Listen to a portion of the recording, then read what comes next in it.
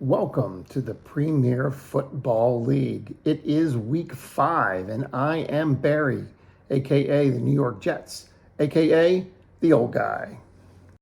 Here doing my best Nico impersonation. I guess that means I should do the whole thing with a British accent. Chip, chip, cheerio. Oh, by the way, Nico, top of the morning to ya. It's not British. It's Irish. Top of the morning to ya. Anyway, with that being said, let's light one up. Yeah, that's not happening. But we can crack one open and we can enjoy this week's slate of games. What do you think? England Oktoberfest? Good stuff. So some very, very good matchups this week. Starting with yours truly, the New York Jets at 4-0. Projected at 207 points versus the 3-1 Miami Dolphins, projected at 147. I really thought this was going to be a battle of the unbeaten, so I sectioned this one off as my game of the week. But it turns out Miami choked big time last week, getting routed by the Tennessee Titans, who handed them their first loss. Titans looking pretty tough at 3-1.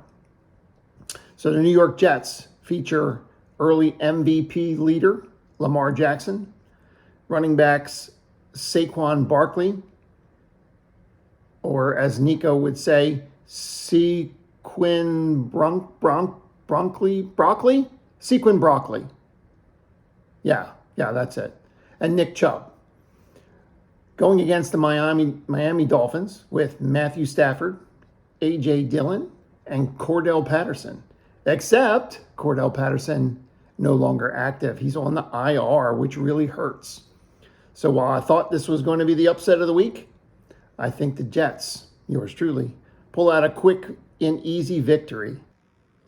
Next up, the before-mentioned Tennessee Titans, 3-1, projected at 161 points, traveling to the Cleveland Browns, projected at 121 points.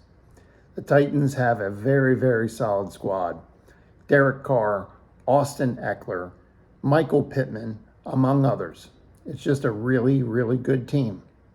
But I feel this game is going to be a little closer than these projections. With the Browns overproducing, anything can happen any given Sunday, right?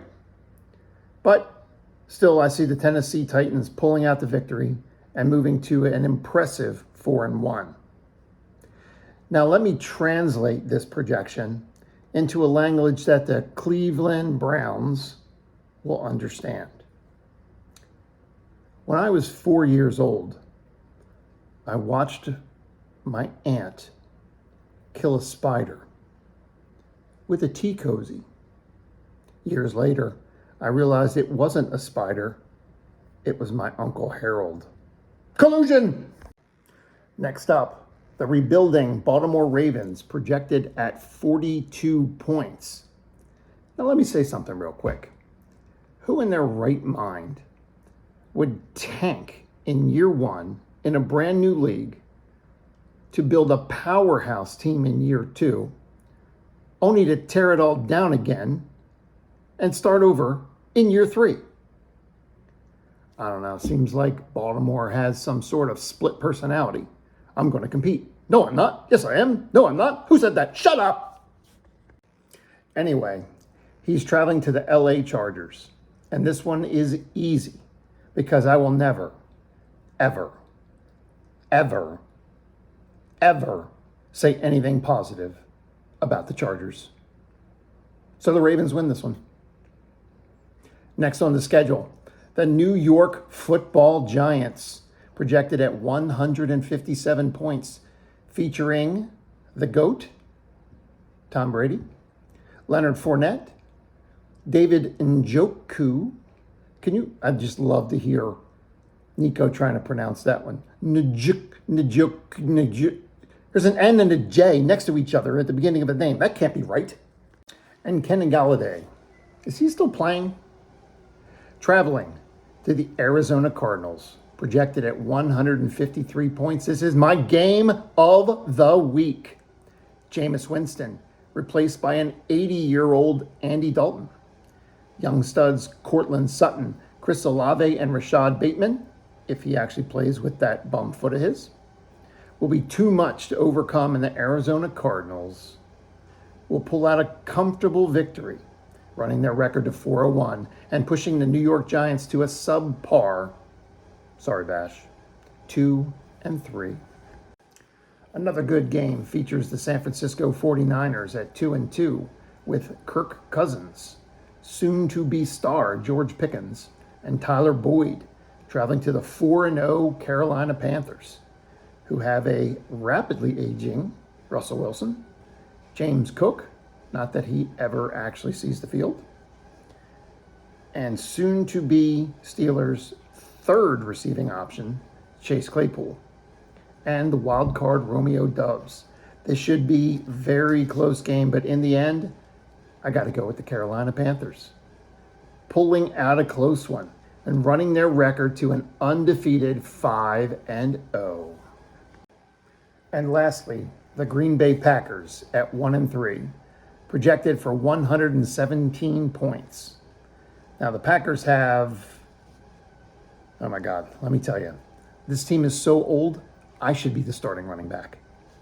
You just pick a player that's like 4 years past their prime, they are bound to be on the Packers team. Man, Julio Jones, I think he entered the league when David was still in diapers. Anyway, the Packers are traveling to the Philadelphia Eagles, projected at 99 points. He has another old guy, Aaron Rodgers, who is actually on David's team about, 10, 11 times. The Eagles also have Matt Breida at running back. He's just awful. That's a tough one to have at running back. And Christian Kirk, who's a really nice pickup at wide receiver. Who else? Let's see who else they have. Not many guys. Yep, it appears that the Eagles have less good players than David has facial hair. Don't worry, young fella. It'll grow in eventually. I do say the Green Bay Packers coming away in an ugly, ugly matchup.